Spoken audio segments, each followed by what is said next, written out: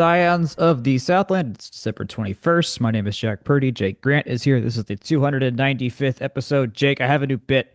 Every five episodes, I'm going to ask you what interstate highway is this number found on. Do you know where the Interstate 295s are in the country? Uh, I have the list pulled up. there are a bunch. I Yes. know that there are multiple. Let's see, 295. I think the Beltway in DC is 495. Is that There right? Or is it there 295? there is a 295 connector route from Maryland to DC. Yes. Okay. I assume one in the New York area somewhere. Yes. Yes, between Queens and Um, Bronx.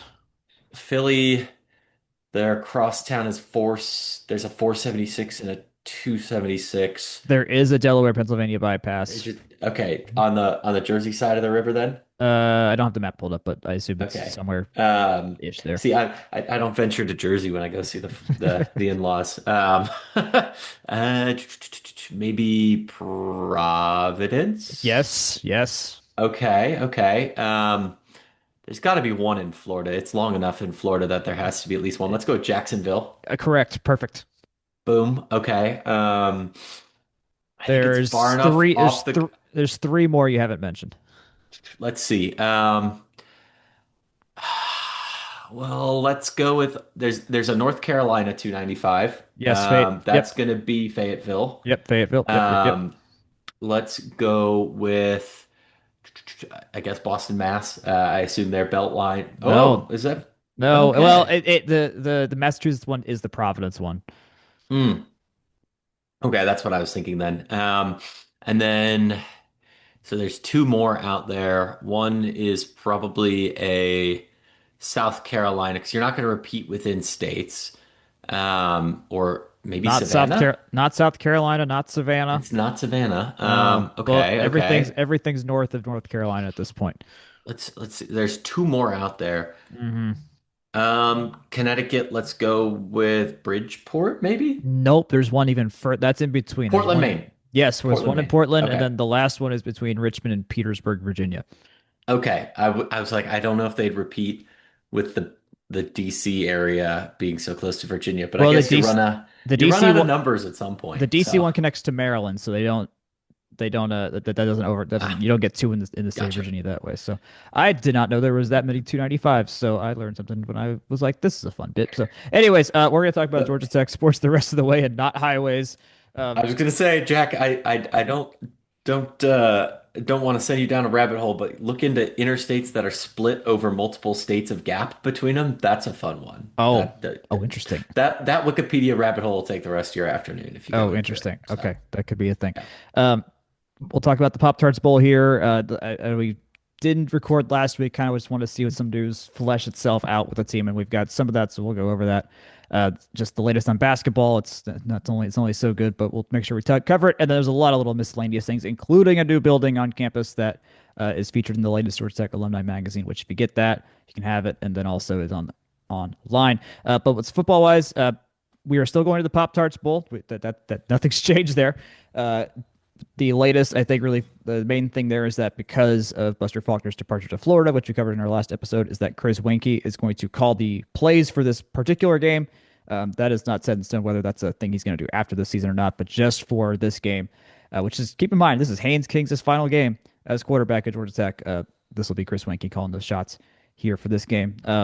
Eldon Lindsay and his team over at Georgia Tech were part of the, I guess, decision group to get the helmets to actually be Pop Tart Bowl themed, which is so freaking cool. There's be little sprinkles on the top of the white helmet inside the GT. BYU is going to have it on the top of their helmet as well, which I think it just goes right into just the kind of just the absurdity of the bowl season and just letting just not saying no to ideas, like not being too conservative about it. Like the Pop Tarts Bowl is supposed to be really fun, and I love that we're just like, yes, we're embracing this as much as we can.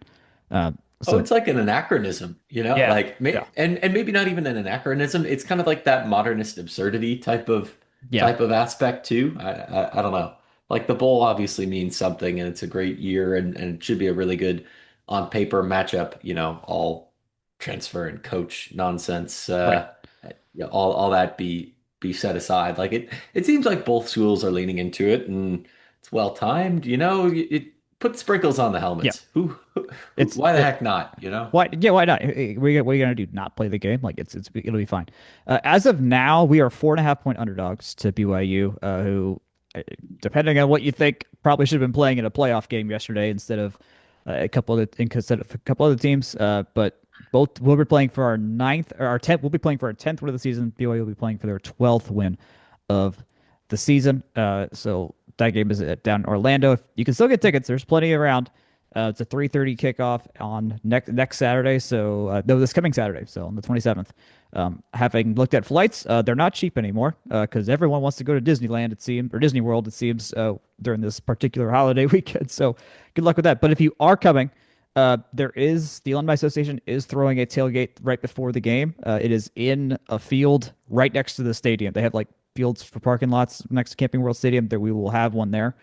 So if you're coming to the Pop Tarts Bowl, I will be there at that tailgate, and then we'll be in the stadium as well for the game itself.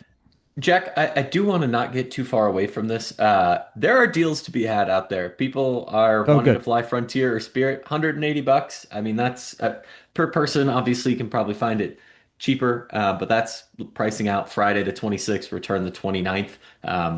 There's deals to be had. Don't want to imply that that is its normal price. I mean, it's usually like $110 or something like that. But if you Right. really want to get down there, we don't want to scare you away. Or It's drive. Or drive. yeah. Driving is very doable as well. Not the worst one at all. Any last lingering Pop Tarts Bowl thoughts? What's your watch plan? I don't think you're not going, right? No, I'm not going. Yeah. Uh, What's your watch plan for this game? I will probably go down to the tavern at the end of my parents' street, but to be determined there. They've got a nice corner bar.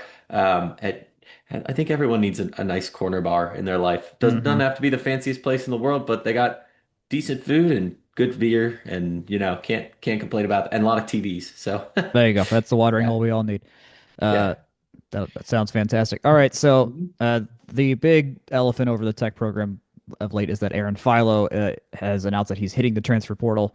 We're all heavily assuming he's going to go to Florida, or he's going to go to Florida and compete for the quarterback job, where Buster Faulkner is now the offensive coordinator under John Sumrall, who just as of a few hours, as of like I don't know, like the 12-ish, like the 16 hours ago, is now just the head coach of one football team instead of two football teams. Now that Tulane has exited the playoff, uh, it's I think a couple of things before we get into like what we think about this, how this impacts the team. I know people got in a panic about that. They got all screwy about that. This is just normal now for like college football. The fact we were able to hold together such a good quarterback room just for 1 year alone, 2 years alone, really, is kind of a miracle. Like Aaron could have played somewhere last year if he wanted to play somewhere last year. He didn't. Uh, and so like we got really lucky on that front. That there's been a flattening of talent across the country because you can portal and things like that and get your cash elsewhere and things like that. So I just want to go into it knowing we got really lucky that we got to keep this guy for as long as we did and knew we had a very usable backup quarterback if the time ever came, which thankfully it didn't this year. But nonetheless, we were in good shape. Uh, Also, this doesn't specifically mean Graham Knowles, who was the third string, is going to be the quarterback next year. Yeah, he's probably good too. People liked him a lot, but the entire transfer portal is kind of crazy, and we got our last starting quarterback out of the transfer portal as well. So who Yeah. the heck knows what's going to happen? There's a lot of big names in the portal. Not saying we're going to get them. We still got to get an offensive coordinator. We have no idea who that's going to be still with how things are going. I assume Brett Key has narrowed down from his 36 maybe or fewer names that he jokingly talked about, but nonetheless, yeah, no Philo next year. That's just how that's going to be. In theory, he could technically still return because the portal hasn't opened, but it seems like that's not happening. Uh, so I don't know where was your head at when you saw when the Philo news came across the line? Yeah, I'm not gonna say I wasn't, you know, too surprised or anything like that. Like it's certainly not unexpected. Offensive coordinator leaves, but Right. I don't know. It's a sign of the times. I don't think it's one that I enjoy. But if we're talking headspace, it's like this is gonna sound weird, but after that 12th game hits, it's kind of like, at least in my head, okay, what's the team look like in June? That Yep. Yep. like it. I don't know, maybe this is a function of the modern media ecosystem. I think a lot of people live in a state of semi-permanent nostalgia for a time in which they had fewer attachments, Right. whether that's, you're in your 30s and you're longing for the 90s, or you're in your 20s and you're looking at the 2000s, and you're in your 50s and you're looking at the 80s, right? That's something that people are going to inherently have like an emotional anchor to. But I think part of this for me too is not necessarily like the sport is completely broken. I think there Yeah. are reasonable expectations that people transfer and go with coaches that have been developing them and things Mhm. like that's, I mean, kind of tampering-ish, but not really. I mean, they've been in the same building together for Yeah. years now. Yeah. So I'm not going to say I don't besmirch him. It kind of stinks if it was a competitive or similar offer that, you'd say, hey, I'm leaving. But at the Right. same time, if you don't have certainty, or you lack a certain amount of certainty, then going with the known product and the guy who you've been working with kind of makes sense to me. I don't have to like that it's like uncompensated, if you will. I think Yeah. the concept of transfer accommodations we've talked about and bandied about here, and that's more Akshay's I mean, if he was sitting wheelhouse. here, he would have But said transfer yeah, fees as loud as humanly possible just yeah. now. Oh, I Which could is, hear it in his oh yeah, tone and tenor. oh we both heard it. We both heard it. Yeah, Yeah. yeah. He was in the room without being in the room. Um, yeah. No, who the hell knows if something like that happens? I mean, there's the lack of collective Yeah. bargaining and kind of rules around this kind of thing just makes it hard to Yep. do.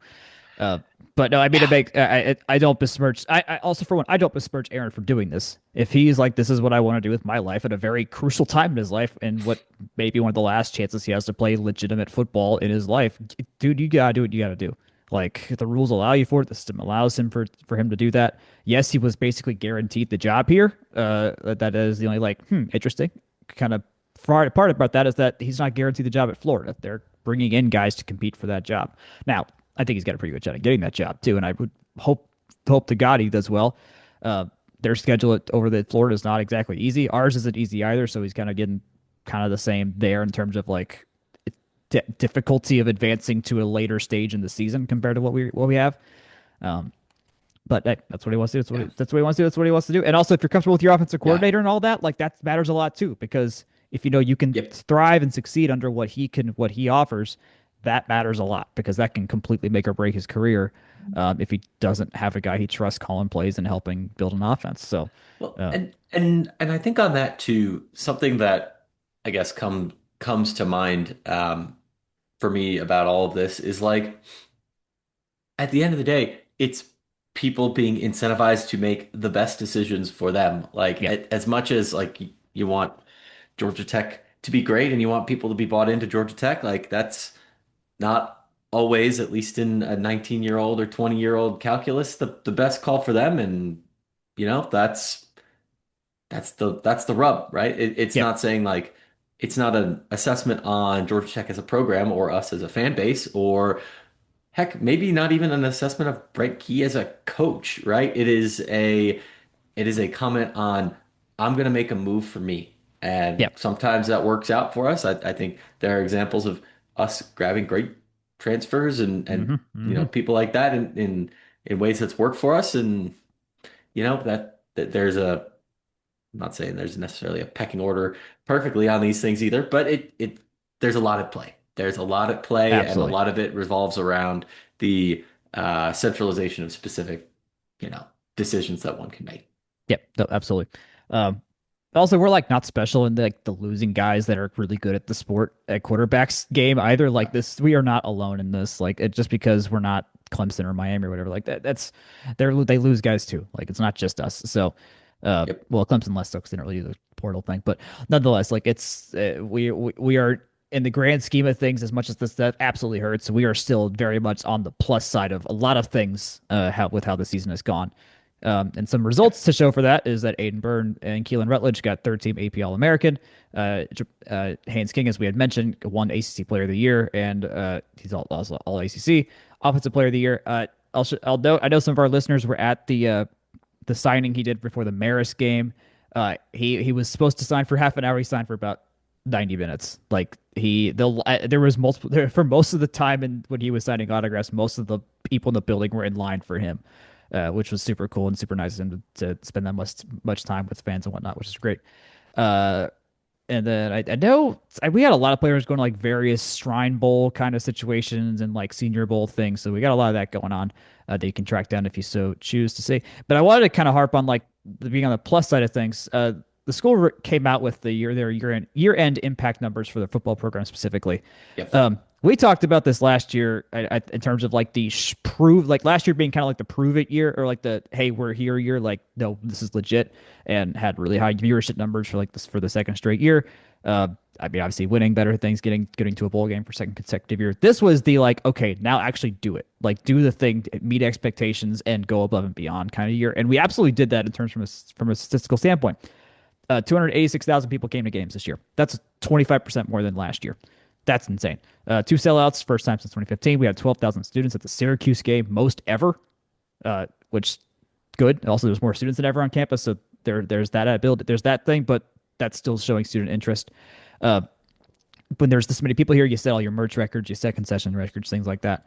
But we had 25 million people watch our games this year. We averaged 2.8 million viewers a game on television. That's absolutely fantastic. We got to 8.7 million against the Georgia in the Georgia game. Number three team in average TV for ACC teams and 19th in the country. Like Hmm. again, this is now. Did we schedule well? Yes, we did. But at the same time, like this is a team people want to watch. Like Haynes King was a absolute draw. Jamal Haynes was a draw. The Brent Key is a draw for people that love college football. And Yep. doing the things that matter. This is 98.5, almost 100 million people reached on social media throughout the year. Like that's crazy.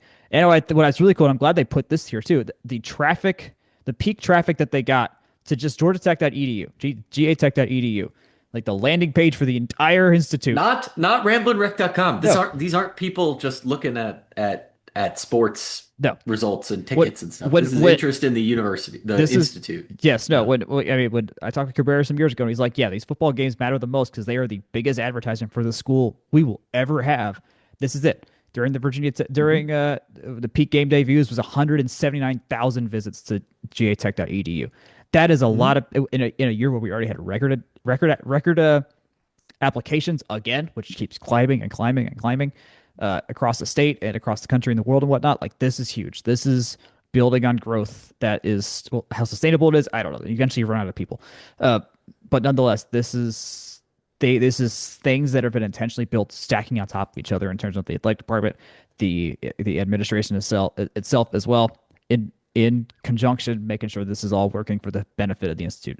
So Hmm. this season worked. Like, yes, we only won. I say only won 9 games. We got to 8 really fast and kind of floundered there, so it does feel like an only. But nonetheless, like the number of wins we have as outside of the football program that is going to help every single thing be better. It's happening. That has happened. It happened this year. Is happening, and Yep. we kind of got an unexpected exclamation point to all this when it came out that two families donated $10 million each to the athletic department, $20 million in total.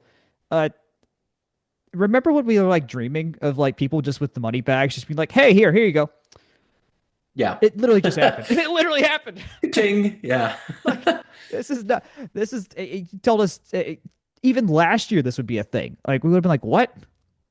Who was just writing us $10 million? The $10 million checks are actually coming in. Uh, Yep. who they are, don't know. We know there's a lot of people with a lot of money in the Georgia Tech world because we have very successful alumni. But holy cow, that had to be a nice thing once you saw that.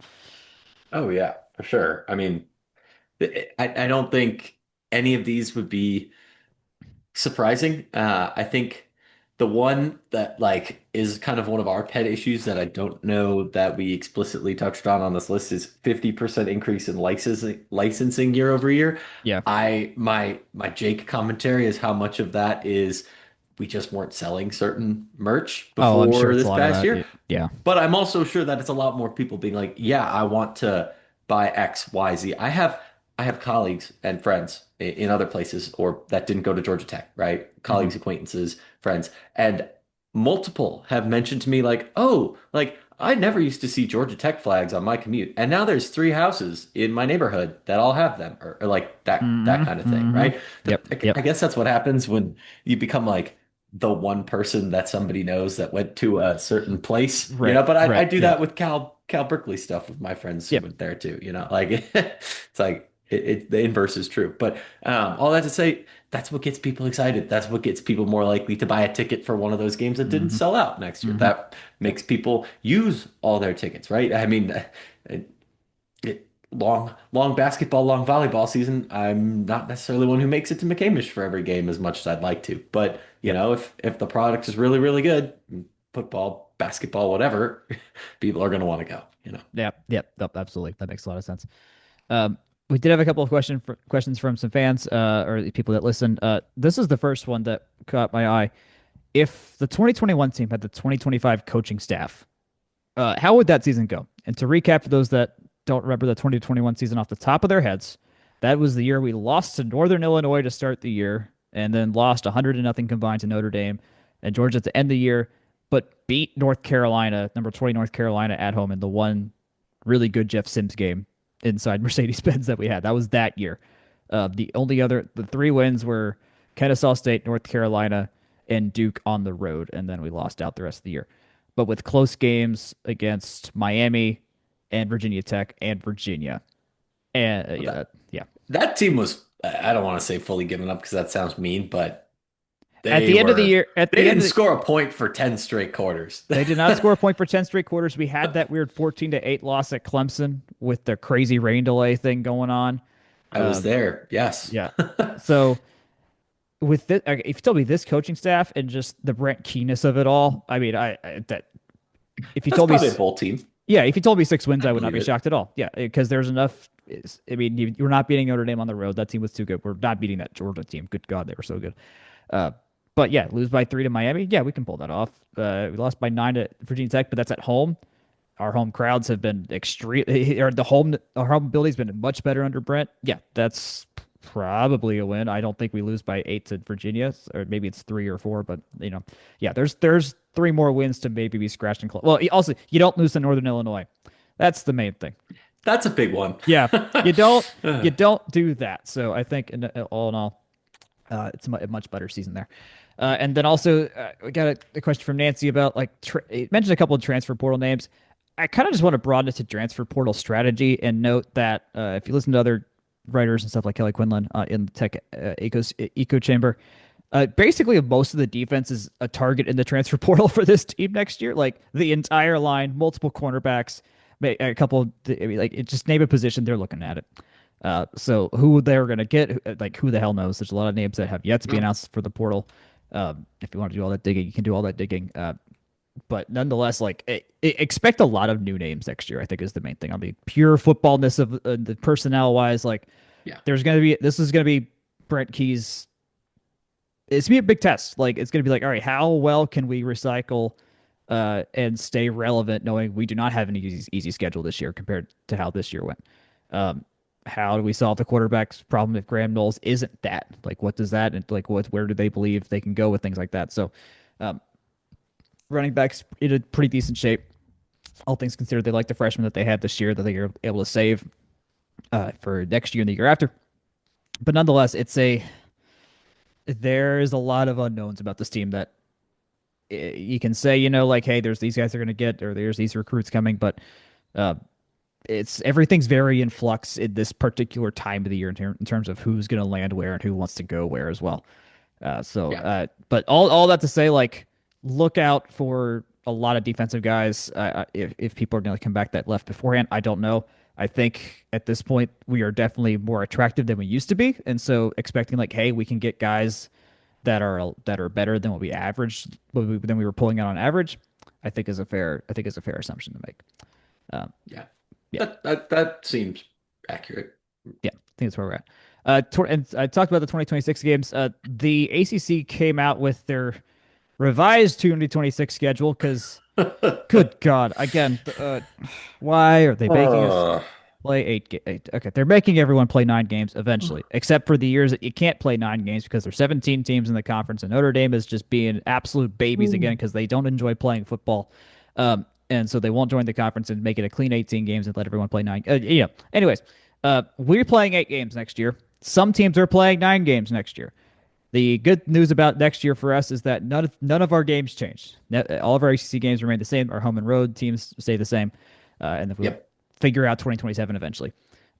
So if you had travel plans, none of them should have changed. Those are all good. Those are all set in stone. We still have Tennessee and Colorado at home to start the year. Hampton's coming to town as well, which is going to be a cool little October game. And then we have our Duke's coming to town. Boston College is coming to town. We go to Pitt. That'll be a fun one, I think, for some folks to travel to as well, and see Pittsburgh during football season. But yeah, otherwise, How, yeah, can I put it this way? I know it's a big conference. There's 16 other possible teams we could be playing, so we're only going to get half of them in a given year. But I actually think this is a really good balance of like fan interest type of yeah, games. yeah. Um, Clemson, doable road trip. It's right there. They're Mm-hmm. usually pretty good. Maybe they're still in a beatable phase. Good time to get them, question mark, but doable Yeah, road yeah. trip. Virginia Tech, one of the best college towns I've ever had the pleasure of visiting for a football game.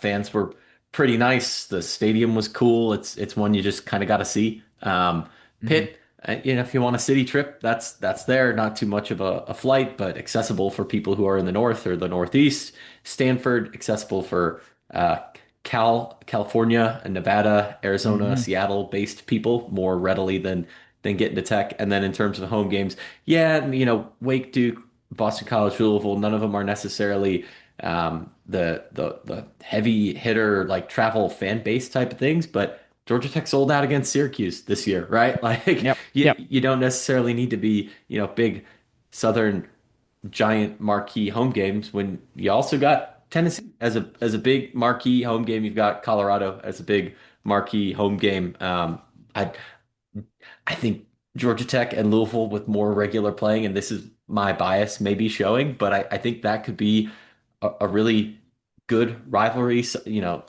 Southern City School, you got a big SEC neighbor, kind of like it's kindred almost. I don't know. I like that. Duke obviously very historic, and then Wake, long history there. A little bit of intrigue from last year's game against Wake, and I don't know. Boston College is there. That's hopefully winnable, given how this year went for them. But yep, I think you kind of see what I'm going for with that, right? Like that's a yep, pretty yep, solid ACC schedule just in terms of quality and the teams you're playing as well as intrigue and interest. yep. I don't think I share your Louisville sentiment at all. I I could if they were not in the conference, I wouldn't shed a tear.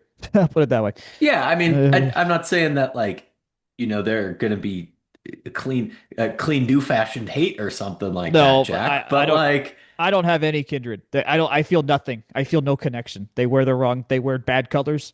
They're far. They're not I'm far not away saying relative. we're friends. I'm saying rivals, Jack. I'm saying that Yeah, can get you some beef there. I don't know. I mean, most of my beef with them is volleyball related, anyways, not football related. Uh, all that to say, we also don't know what the tiebreaker is going to be like for the conference. My, Something's my, gonna change. I my, have I am not an insider. I do different stuff in my day job. I have no insight into it Same. changing, but like something's gonna change. Something's gonna. Yeah, they're not Wow. gonna do what happened this year. I have become more and more radicalized as in these last 2 years to have fewer and fewer things be decided by human opinion when it comes to standings and rankings and Yep. placement Agree. into tournaments and things like that, which makes me very uh, opposed to the concept of making the second or third tiebreaker ranking in the college football playoff poll. Like, that's a hard no for me. I would never put that in there at all unless it's to avoid literally like a coin flip. I would use it to avoid a coin flip if it came to it, because that's at least you run out of options. But uh, don't lose football games is my recommendation, or make divisions. I think, the idea of the coastal might work really well right now to keep things kind of balanced. I don't know. But So that's where 17 is a problem too, because you can't do two divisions. You can't do, or sorry, you can't do two divisions. You can't do three divisions. You can't do four divisions. You well, can't do five team I mean, divisions. you You say can't do that six. you say that, and Major League Baseball worked just fine with the six-team NL Central for a while No, there. no, it did not. No, no, no. I'm cutting you off. You don't even get to finish that. You don't even get to finish that sentence, Jack Purdy. No, no, no. Because I was in a six-team division I with a team know. that wasn't very good, which means that you just get beat up and the Cardinals get an easier path to the playoff every year, or whatever it wound up being, because getting to the wild card was that much All right, harder, here, right? okay, I 0% agree with the here 16 NL Central ever here's coming our back. solution. We all we And I'm Mr. Nostalgia Guy, Jack. Sorry. the Anyways, conference. The solution here is the conference vote for what the one team they hate the most, and they have to rotate divisions every year, and so it's unbalanced. But one team just flips. just make SMU do that. They'll do anything. That's a good idea, actually. Yes, thank you for letting us be here. Please you, continue to give us no money. there's no Yeah. natural rivals. You could just flip it around. Yeah. There you Four go. four groups of four, and SMU is just some bandit roving around Basically, the conference. yes, Yeah. you're they're like the robber on various That's how board you games. sell it to them. Yes, there you go. There you go. Anyways, uh, I just keep the playoff out of it. That's my opinion there. Rest of the ACC, Miami, hey, pulled off a big win against Texas A&M, so they keep the conference at least alive in the conference in the college football playoff. There was some lingering notes of Marcus Freeman maybe going to the New York Giants, and that might be a reason why Notre Dame didn't play in the Pop Tarts Bowl. That we have, I have no actual confirmation that it's true, but that's a lingering rumor around there, which would make some sense if they didn't know if Marcus was going to be around. Uh, and the Giants really need a lot of help in the NFL, so that's where that is. Any last football notes in terms of playoff things, ACC things, Georgia Tech related things? Hmm. Nah, I think that's plenty on football. It's accoutrements, the ACC vibes and money and views. This is about as much of a December poopery as we can give for football. So That is true. Hopefully, and then I mean, our next report will be at least for football will be from after the bowl game, so it's going to be hopefully I think it'll be a fun time nonetheless because we'll have either a lot of time to report on what the mascots did in terms of their ritualistic sacrifices, or the actual football itself. We'll see. Uh, Nonetheless, let's hear from section 1 to 3 and their new school that they added. yes, as always, this podcast is brought to you by Section 103. Section 103, formerly Georgia Tech exclusive, but now all over the Southeast. Clemson, Georgia Southern, Kennesaw State, LSU, and South Florida. This is great. We are so happy for Steven and the gang. There are tons of great wares, not only now for us as Tech fans, but also for any of those other five schools in fans, alumni, interested parties in your life. Great, great, great quality merch. Section 103 was formerly the only place to find, the best place to find is probably the better word, vintage Georgia Tech gold coloring and apparel, but you'll see it in I don't know, Clemson purple, LSU yellow. I hope they call it yellow. Maybe they call it gold. I'm not an LSU fan. And then South Florida green as well. It is excellent merch, and go check it out at section103.com. And looks like all schools launch with hats, shirts, polos. You know, we at Georgia Tech had our sweatshirts and shirts in the beginning, but Section 103 has really got it all now, and it is so exciting to watch them grow. Free shipping, over $100 every day. Use code FTRS 10% off. Tell them we sent you. Jack, let's get to it. Basketball going on here. So the men are they're 8-4 now. They beat Marist and Lafayette in their last two games at home, and they're two of the last three bye games. They did not have Mr. Bynadongo or Jaden Mustaf in these games, Mustaf. But Mhm. the talent deltas were enough where it's fine. Lamar Washington has been playing extremely well of late for us, so that's been a really good thing to have in terms of guard depth that we didn't have before. We've seen, I mean, Sill has been, of course, still just a rebound machine. Kerouac's had Cam Craft and Kerouac, or Cam Craft specifically, has had some good moments. Kawasi is out there doing what he needs to do, being kind of he's been the leader on this team as of late. So, uh, uh, the Mariners game was as probably as well put together of a game the team had all year. I didn't watch much of the Lafayette game yesterday, but at least this week they have rounded a corner. I think somewhat just in terms of just like competency and seeming to be in rhythm and playing together, and also using getting scoring inside the paint really well as well. They had 40 points inside the paint against Marist, so that's the good stuff there. It's their first 8-1 start at home in a decade, which we kind of got to take with a grain of salt. Uh, Uh, yeah. because let's be clear, they have played nobody at home. I mean, they almost lost to UMass at home. So they played Maryland Eastern Shore, Bryant, Southeast Louisiana, Georgia Southern, West Georgia, Mississippi State, Monmouth, Marist, Lafayette, and then Florida A&M at home before conference play. And the only team that was actually like any good, they lost to. So, Yeah. uh, is it good? Yes. That please win your basketball games. But is it indicative of anything? No. I heard you say please win your football games there for a sec. I I'll did. allow it.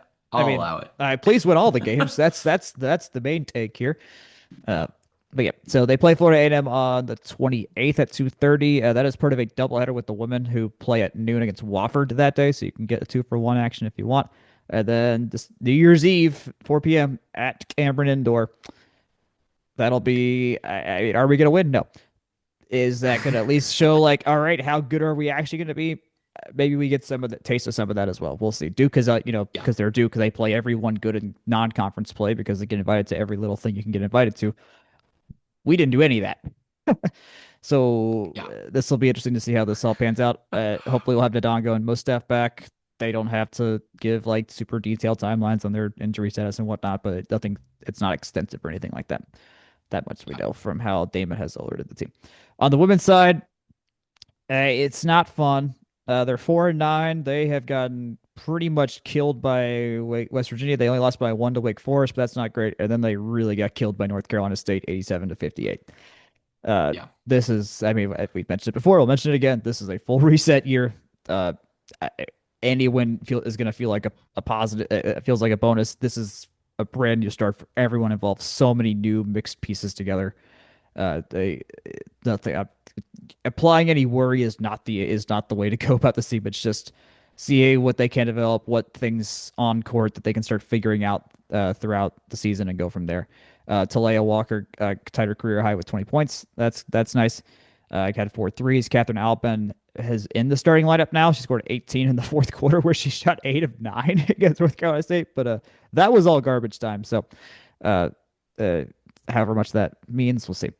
But we'll Yeah. go. I was going to It's say that might not be something that we uh not. Yeah, there's not a lot to yeah. go Don't to need deal to with there. over index on that. No, So, no, not at all. Not at all. The guys I mentioned, they got Wofford at 12 on the 28th, and then they play. And then Notre Dame comes to town on New Year's Day at 4 o'clock. I wish it wasn't during the Rose Bowl that game was happening, because I would love to see Notre Dame play some basketball, but uh, I'm gonna watch the. I think I'm gonna watch the Rose Bowl because that's the playoff and all that kind of stuff like that. But just if you're around and you want to watch some really good women's basketball, Notre Dame's a high quality team. They're always good to see in person.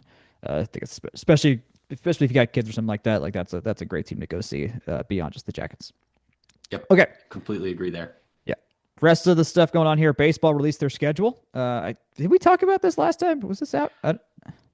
I don't know. It's been that long, but I think it's Yeah, dated post December 7th, which is why I threw that in there. yeah. The link. So, Well, uh yeah. In that means case no by process of elimination. So, Okay. Well, here's our main. I'll go through our home slate to start with here. So non-con, we got Bowling Green coming to town. Stony Brook, Northwestern is non-con. And then we will for conference play. Virginia Tech comes. North Carolina State comes. Florida State, Wake Forest, and Duke. So those are definitely some between Florida State and Duke. Those are some good games. Granted, yep. we. I mean, as far as I know, aside from like our games at North Carolina and maybe at Cal and the Georgia game at Truist Park, we kind of should be favored in like literally every game. Like Yeah. this team We is, should. they are hyped as the best lineup in the country at this point and the best infield in the country at this point. Now, there has Yeah. been zero pitches or balls hit yet this season. So take that with a grain of salt still, but there's so much returning talent. Von Lackey is just the next part of Catcher University that we've got going on. Alex Hernandez is still here. Drew Burris still here. We've got new dudes, Jared Avincula coming in, who is a massive, massive addition to this team. Carson Kerr still around. Parker Brosh is still around. Caleb Daniel still around. Will Baker, the Aussie. Kent Schmidt still around. Who else was still? Caden Spivey's still here. Like there's Tate McKee, and we still got Mason Patel out there. We still got Tate McKee. Like we have got all the things you would want to come together for this team is kind of coming together. So Yeah, uh, agreed. James Ramsey is set up extremely well for success. Uh, please, and Matt Taylor is still around, who's been really good on the pitching side of things and has shown very direct improvements year after year after year that we've been tracking. So if you don't have your baseball tickets now, it might be worth getting. It's gonna be a little cold. It's always a little cold in the February games, but yeah, there's some seriously, seriously good games that are gonna be out here, and we are going to be a national. This is our best shot to win any like notable ACC conference tournament. Looking like this is the team. This is the team of the 2025-2026 year for Georgia Tech. It's these guys. So if you can Yeah. go, go. If something's gonna happen that involves hoisting a trophy at the end of the year, these guys are gonna be the first and last word in that, I would Yeah. say. So Maybe Hiroshi Tai wins the individual national title again. Who knows? But it's the baseball guys are much more likely, I think, at this point. yeah, Uh, Other notes, the Ryan Alpert's podcast, another episode came out. If you want to just hear the latest from his point of view, he's got that out there on ramblingrec.com. Okay, I teased this on Twitter a couple weeks last week when we didn't record.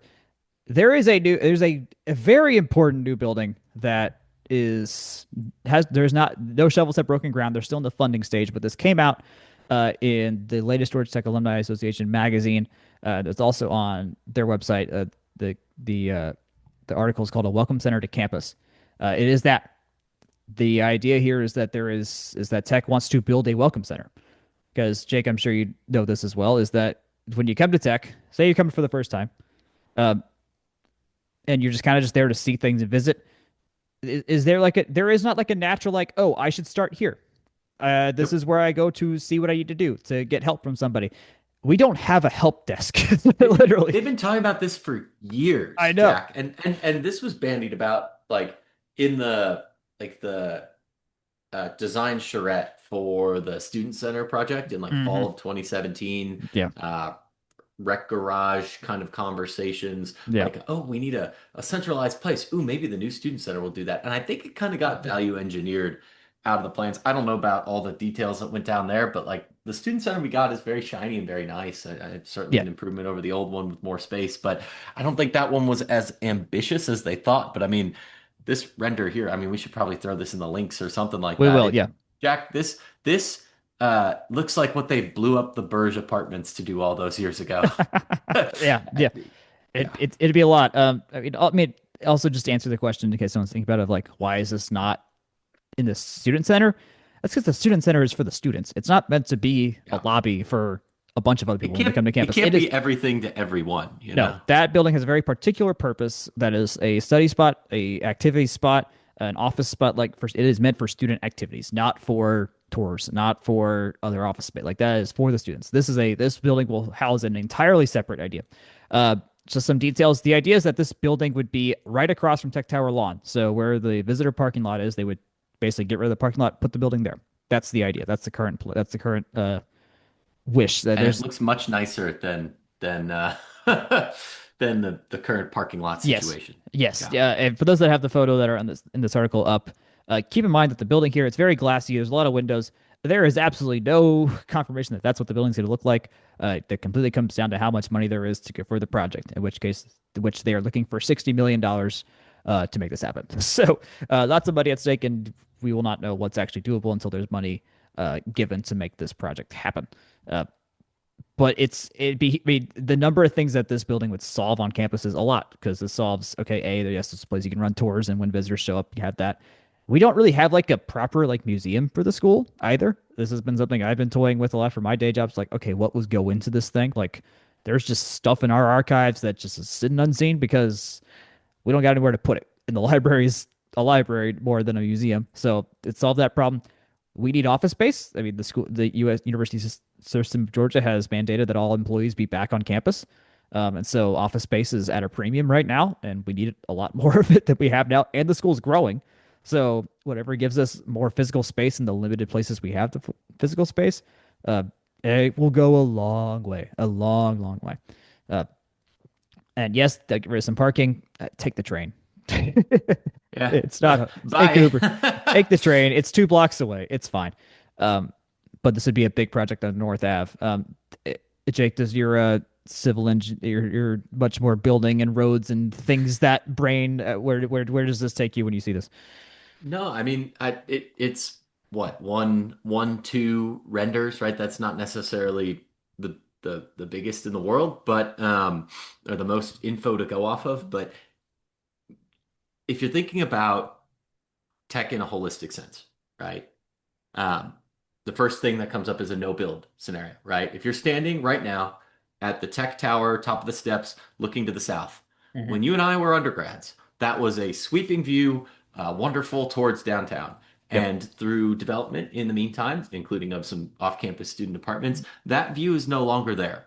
So, for those who do not often go to the top of the tech tower steps, I wouldn't freak out to say, oh gosh, there's a 4 or 5 story building going in. Isn't that going to affect the view shed? One, no, it's not. Two, there's a hint hidden in this render. Not only is there a nice, glassy, shiny, welcome center, which looks fine. It looks like modern campus architecture Yep. along North Ave. If you look to the left, in front of the Bill Moore Student Success Center, it's almost like a 4 or 5 story way to leverage the infrastructure of the stadium, which Jack tells me more tours, offices, Yep. athletic support, Yep. skyboxes, some sort of activation of the stadium, and also in conjunction between Tech Tower, this new building across North Ave, and the building on the left, you're almost having, rather than Tech Tower looking like an ornamental lawn, it's looking like a town square. One of Yep. North Avenue's biggest flaws, is if you run, drive, bike, whatever. I'm using this ambiguously, Yep. from essentially the varsity in the east to even almost all the way to Science Square in the west, you are going past one giant highway, horrible walking Hmm. experience. You Yep. get a block where there's, apartments and whatnot on both sides, so that's pretty good. Then Stadium, which is kind of dead. Wardlaw Center is a big parking lot entrance. No bueno. And the Alumni House, which is fine. And then you have parking lots and this ornamental lawn. You have another block that's like, okay, there's a hotel. And then it's big corporate compound, railroad tracks, Hmm. research building. North Avenue is a place to be liminal, right? For Yep. the vast majority of that stretch, it's people zooming by really, really fast. Yep. But if you are Georgia Tech and all of a sudden you are activating the core piece of that, you are Hmm. turning that from a place that people don't want to be and a place that people do not spend time into one that is Tech Square-ish, maybe. I mean, if it depends on what kind of things they populate these buildings with, Hmm. but to have more people coming and going from a welcome center, from offices, from the alumni house. I mean, the alumni house, if you did not live in North Avenue apartments and were trying to get engaged with GTAA or the Student Alumni Association, it might as well have been on Mars. Like Hmm. Yep. like I Yep. I don't feel a strong attachment to the alumni house because it was not a place that it was communicated that a random student could even drop in other than it being offices, and Yep. that's a thing that keeps people from getting involved with those kinds of organizations. So Right. if welcome center means more offices, awesome, but if a welcome center means the center of campus feels more like a place you can be and spend time and hang out than a place to pass through game day, normal day or otherwise, then that's a win-win, and it's almost like gaining usable space without having to acquire more property, if that makes Y- sense. Yep. I also want to note the street level on this rendering is completely off. It the it, it's somehow picked up the alumni house like an entire story off the ground from where it actually is. So Yep. don't take this as literal stuff because there's four But floors it and I only but it see show three. but it shows where their head's at, Jack. I Exactly. think that's Exactly. important. Yep. Because again, if you're able to turn North Avenue into a heart of the neighborhood corridor, that's in line with the campus plan we've looked at. It's in Hmm. line with how I think it was Jay Batt was talking, maybe early Ryan Alpert, but I think it was Batt, of ways to like activate some of these corridor and development type opportunities. Yep. I think that's wise, right? It's what turned Midtown from a wasteland into the most valuable property in the state, right? Right. Right. Yeah. Like Yeah. Tech Square worked, and that's why they're trying to build Science Square and Creative District, and this Yep. would be a great addition to that too, Yeah. It right? gives us the most. And I would say more accomplishable than Right. inventing Science Square or the Mhm. Creative District from whole cloth because you already have the stadium, tech tower, classroom buildings, and student apartments right there. You Yeah. could build a mixed use or office development here easy in a way that is not wholesale creating a whole new district, Right. right? There's already this is already the most natural land entry point to campus. And it So should be. make it, yeah, exactly. It literally should be. And so make it, and so this is tech, and also some of this is in the comprehensive campus plan that we talked about a couple years ago that came out in 2023. So like this isn't a brand spanking new idea, but it's one that they want to commit some resources to now, which is the main newsy item here, I guess so to say. But yeah, it Yep. would make this part of campus. I mean, the fact they put hell of a block party on North Ave was not an accident. Like they wanted to use, like that's a part of campus they wanted to use. They wanted to see how they could make that a functional part of campus on game day, and not just be a car-ridden street that wasn't appealing to be around close to the stadium. Like make more of the surrounding stadium area accessible and is good tailgate ground, so to say.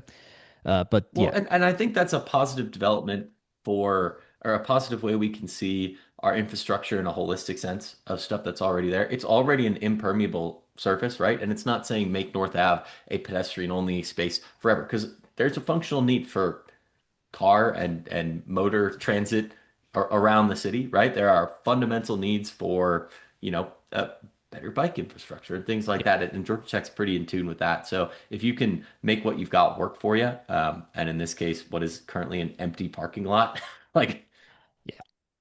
do it, right? Yep, that all makes a lot of sense. So hopefully this building will come together soon. That's, what soon means no idea. Like literally, they just, as I mentioned before, they're looking for 60 mil to make this thing happen. If you happen to know anyone that wants to donate lots of dollars or be an angel angel fundraiser, go to the Georgia Tech Foundation. They will take your call.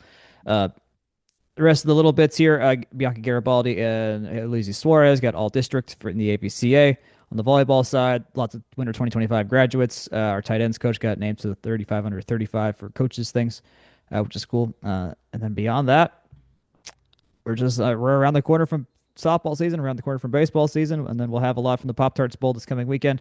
If you're going to the Pop Tarts Bowl, let us know because we'll be there. I'm getting there Friday morning. They have a there is a media lunch where they have a Pop Tart tasting thing going on, uh, which is why I am flying down much earlier than I was planning on flying down on Friday, so I can go to this event and see what that's Flying all down about. early for the Pop-Tarts tasting, Jack. Oh my gosh. Hell yeah, man. It's yeah, dude, Ay, why ay, ay. not? Why not? Uh, and then from there, see Chris Paschal, our photographer, is going to have, and our Tuesday Thoughts columnist is taking photos down there too. So we will have possibly the best arrangement of photos on film later next week once he gets that film back. That's going to be a lovely little photo album for us. Who the hell knows what he'll get, but uh, I just hope we have the best photos. That's all I know. But I think that's it. If you're a Game on Paper follower, we had a big day yesterday on the website and on our social media accounts. If you don't follow it already, it's me and Akshay's little fun football nerd thing that you can find. But outside of that, I think that's it, Jake. Yeah, I can take us away. Enjoy the bowl, everyone. Happy holidays. In the meantime, you can find us at fromtherumbleseat.com. Email us fromtherumbleseat@gmail.com. Jack, Akshay, gameonpaper.com. Check them out. Good content and great sports analytics over there. You can find the site on Twitter, on Blue Sky. You can find me on Blue Sky, Jack over there as well. You can find Section 103 at section103.com and at Section 103 on Instagram. You can find this podcast on Facebook, Instagram, and YouTube at From the Rumble Seat, and also the rest of the site's content there as well. Feel free to send your comments, your suggestions, your questions. We really do appreciate them. And in the meantime, you can find this podcast wherever fine podcasts are distributed. Till we talk again, post bowl. Good night, good luck. Go Jackets.